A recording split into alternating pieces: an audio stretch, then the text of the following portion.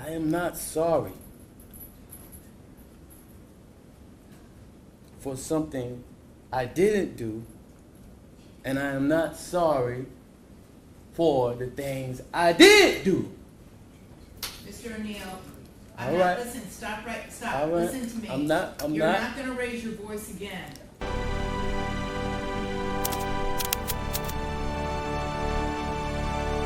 I'm not going to raise my voice again.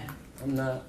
I will have you removed from this courtroom. I can sentence you without you being present. Yes, ma'am. You don't conduct I yourself. understand, Your Honor. Thank you.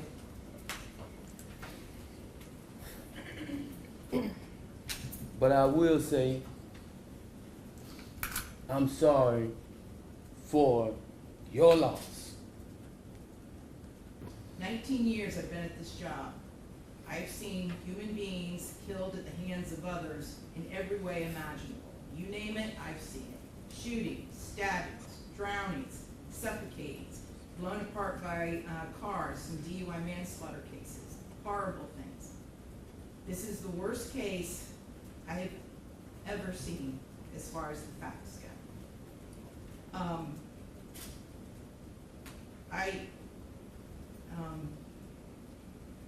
When the person from fire department, when he testified, and when he said that he retrieved the body of Ronivia O'Neill from the home, and all he could do was sob. It took every ounce I had not to start sobbing too. Because there is no way any person with any feeling could have witnessed or seen the photos of what occurred. Notice what's happening here. Judges are trained to stay composed, neutral, steady, procedural.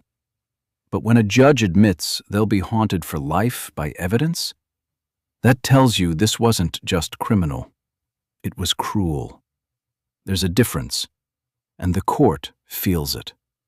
That night, and not be haunted for the rest of your life. I know I will be.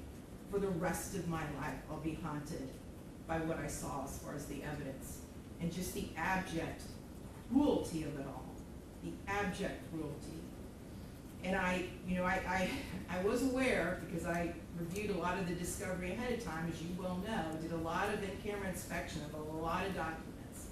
And I was aware there was some evidence, at least, that when you needed to recover from your gunshot wound, that neither your parents nor your Aisha, Miss Robinson, would let you come recover at their home. I don't know if it's true or not. I'm not going to get into a dispute. I'm just mentioning there was some evidence referencing that in the records. And all I could think about, because I knew that Miss Barron was not with you romantically at the time.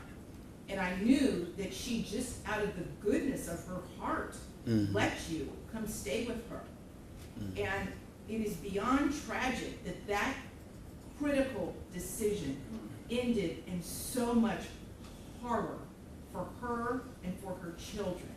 It is unspeakably cruel what happened as a result of that one decision. The way that Ms. Barron died was horrific, and that 911 call, which captured truly all of it. You heard. Now listen closely. This part isn't just evidence, it's emotional impact. 911 calls in court are powerful because they freeze a moment in time. Jurors don't just hear words, they hear fear. They hear finality. Everyone who's heard that 911 call heard a death scream.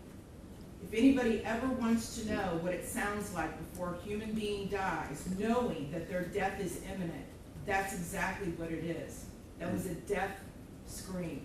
We're going to see if it's true. But what happened to little Ronivia and to little Ronnie, but I'm going to focus on Ronivia because she was special. And you could tell Miss Barron had done everything she could to create a beautiful home for her family. I noticed that the Ronivia's bedroom, before you set it on fire, you could tell she tried so hard to make her feel like a princess. Kenyatta did everything she could. And I noticed too in the kitchen, on the refrigerator, she put up magnets that said faith, love, family, hope. And then you know what else happened at the refrigerator during that night? It got... This is where the prosecution, and now the judge, humanize the victims. The magnets on the fridge, the princess bedroom. These details aren't random. In court, they paint a picture of innocence, stability, love, and then they contrast it with violence. That contrast hits juries hard. splattered with blood all over it due to what happened. Little Ranivia, she couldn't scream, she couldn't run away, and she witnessed what you did to her mother as far as shooting her mother in the arm with the gunshot. She knew. And the horror that that child suffered. And she already had a life where she was born with challenges regarding her physical and her mental disabilities. But the pain and suffering that she suffered that night at your hands, unspeakable, absolutely unspeakable. And at the moment, that first time you struck her with that hatchet, and little Ronnie testified that all he could see was tears coming out of his sister's face. At that moment, that child knew, she knew she was being betrayed in the cruelest, most tragic and sorrowful way that a child could ever be betrayed. She was being betrayed by her parent, the one person that should be there to protect their children and love them and keep them from harm. This, right here, this is the ultimate betrayal argument. In criminal law, harming a child is already aggravating.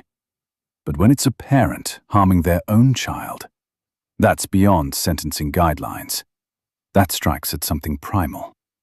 Protection is the most basic parental duty, and the court is making it clear that duty was shattered. And that was the last thing that child felt before she passed on from this earth, was your utter, cruel betrayal to her. And I read somewhere, and I don't know if it's true or not, I have no idea, but I read somewhere that souls pick their lives, and that they know exactly how difficult their lives are going to be before they enter into this world. And I don't know if that's true or not, but if it is, Ranivia O'Neal is one of the bravest souls I have ever come across in my 54 years on this planet. One of the bravest ever, ever, because she suffered so traumatic